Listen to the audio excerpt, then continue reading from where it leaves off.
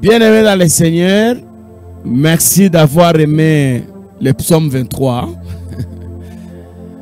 Je crois qu'on n'a pas tout dit, mais on a donné quand même les éléments essentiels qui peuvent aider quelqu'un. Je voulais faire aujourd'hui une conclusion par rapport à tout ce que j'ai dit. Je vous ai fait 8 leçons, donc 7. Et c'est la 8e aujourd'hui par rapport à ce psaume 23. J'aimerais d'abord qu'on lise tous les psaumes avant que je dise ce que j'ai à dire. Je vais les lire 3 fois en entièreté. Cantique de David, l'Éternel est mon berger, je ne manquerai de rien. Il me fait reposer dans des verts pâturages, il me dirige près des eaux paisibles. Il restaure mon âme, il me conduit dans les chantiers de la justice à cause de son nom.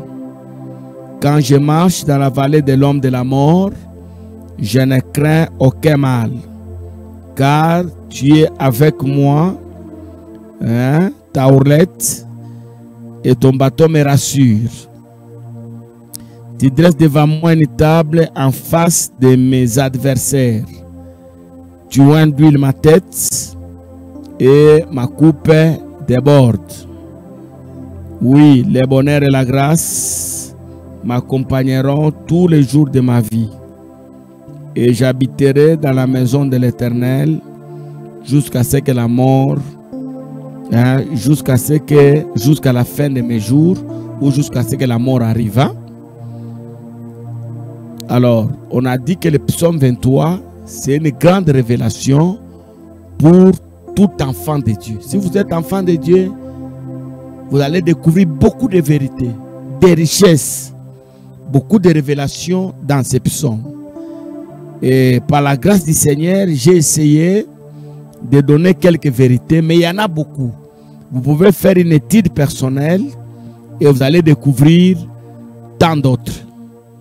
Je vais encore lire ces psaumes. L'Éternel est mon berger, je ne manquerai de rien. Il me repose, il me fait reposer dans des verts pâturages. Il me conduit ou il me dirige près des eaux paisibles. Il restaure mon âme, il me conduit dans les sentiers de la justice à cause de son nom. Quand je marche dans la vallée de l'homme de la mort, je ne crains aucun mal, car tu es avec moi. Ta ourlette et ton bâton me rassurent. Tu dresses devant moi une table en face de mes adversaires. Tu induis ma tête et ma coupe déborde. Oui, le bonheur et la grâce m'accompagneront tous les jours de ma vie et j'habiterai dans la maison de l'Éternel jusqu'à la fin de mes jours. Je lis ce texte pour la dernière fois. Cantique de David, l'Éternel est mon berger, je ne manquerai de rien. Il me fait reposer dans des verts pâturages. Il me dirige près des eaux paisibles. Il restaure mon âme. Il me conduit dans le sentier de la justice à cause de son nom. Quand je marche dans la vallée de l'homme de la mort, c'est vrai, je ne crains aucun mal, car Seigneur, tu es avec moi. Ta ourlette et ton bâton me rassurent. Tu dresses devant moi une table en face de mes adversaires. Tu induis ma tête et ma coupe déborde. Oui, Seigneur, le bonheur et la grâce m'accompagneront tous les jours de ma vie jusqu'à la fin des temps ou à la fin de mes jours.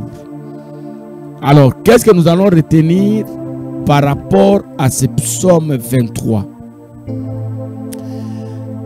Lorsque vous devenez chrétien, votre vie sur cette terre est gérée par Dieu lui-même. Si vous voulez faire des exploits, si vous voulez réussir, si vous voulez être épargné dans beaucoup de choses, parce qu'il y a des choses qui nous arrivent, qui nous surprennent, Si vous voulez faire des exploits avec l'Éternel, bien-aimé dans le Seigneur, que votre vie sur cette terre soit gérée par Dieu lui-même. Je crois que c'est ça la conclusion par rapport à ce psaume 23. L'enfant de Dieu qui veut réussir. L'enfant de Dieu qui veut aller de l'avant. L'enfant de Dieu qui veut réaliser les exploits. L'enfant de Dieu qui veut accomplir ce qui est grand. S'il veut réellement aller de l'avant, réussir sur cette terre, bien-aimé, laissez que Dieu seul gère votre vie. Alors, il y a 4 choses que je vais te donner par rapport à la gestion de ta vie, de ta vie par Dieu. La première des choses, crois que Dieu te connaît et que Dieu c'est ton Père. Tout commence par là. Les gens sont agités lorsqu'ils cessent de croire ou lorsqu'ils ne parviennent pas à croire que Dieu est leur Père. Première chose, crois, accepte que Dieu c'est ton Père et que Dieu te connaît. Ça c'est la première des choses. Ne pense même pas que si tu traverses des moments compliqués, c'est que tu n'es pas avec Dieu. C'est que Dieu ne te connaît pas. Ne pense même pas à ça. Première des choses, j'aimerais que tu comprennes ça. Crois dans ta vie que Dieu c'est ton Père et que Dieu te connaît. Dieu a ta vie dans ses mains. Personne ne peut te toucher sans l'autorisation de Dieu. La deuxième des choses que j'aimerais te dire en guise de conclusion, le planificateur de ta vie, ce que tu seras, c'est ce que Dieu a déjà planifié. Ce que tu seras là. La Bible dit que Dieu a fait toutes choses droit. C'est nous les humains qui ont cherché des détours. Je préfère que tu crois, et ça c'est la deuxième des choses que je te dis, que ta vie dépend de Dieu. C'est Dieu qui l'a planifié. C'est Dieu qui l'a ordonnancé. Il a planifié ta vie. Dieu. Alors évite de te battre avec Dieu. Tu risques de tomber dans ce qu'on a appelé une fois dans nos émissions la volonté permissive. Et aujourd'hui, beaucoup de gens pleurent, regrettent parce qu'ils se sont battus avec Dieu et se sont retrouvés dans une volonté permissive. Troisième des choses, j'aimerais que tu retiennes ça, et ça c'est vraiment important. Laisse Dieu guider ta vie. Pendant le temps de gloire, même pendant le temps de disette. J'aimerais que tu dises comme Paul. Je sais vivre dans l'abondance. Je sais vivre dans la disette. Je puis tout par celui qui me fortifie. Alors, laisse Dieu guider ta vie. Laisse-moi Dieu guider ta vie. Tu finiras par témoigner. Et la dernière des choses, crois aux assurances du salut. Crois. Crois. J'ai même un prédicateur qui a enseigné chez nous à l'église.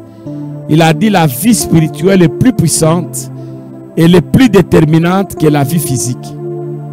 Si quelqu'un a échoué spirituellement, c'est difficile qu'il réussisse physiquement. Mais quelqu'un peut arracher une victoire spirituelle pour que sa vie physique change.